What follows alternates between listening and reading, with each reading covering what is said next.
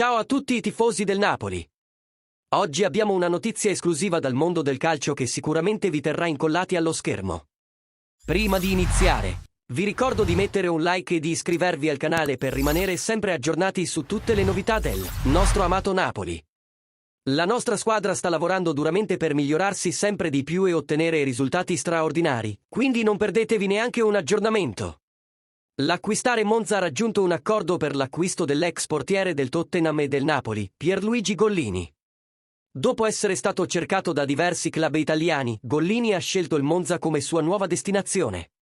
Il portiere arriva dall'Atalanta, squadra con cui ha disputato diverse stagioni di alto livello. Gollini, che ha una grande esperienza sia in Serie A che in Premier League, rappresenta un importante rinforzo per il Monza. Il club brianzolo, che sta cercando di costruire una squadra competitiva per la prossima stagione, ha visto in Gollini l'uomo giusto per proteggere la porta. La sua esperienza e le sue qualità tecniche saranno fondamentali per aiutare il Monza a raggiungere i propri obiettivi. Questo trasferimento segna un nuovo capitolo nella carriera di Gollini, che dopo le esperienze al Tottenham e al Napoli, avrà l'opportunità di mettersi nuovamente in gioco in un progetto ambizioso come quello del Monza.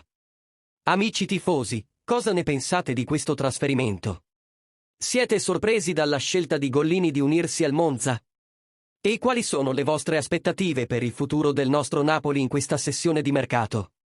Fatecelo sapere nei commenti qui sotto e condividete le vostre idee con noi. Non dimenticate di mettere un like e di iscrivervi al canale per non perdere nessuna notizia sul Napoli. Insieme, continueremo a sostenere e a tifare per un futuro luminoso del nostro club. Forza Napoli, sempre!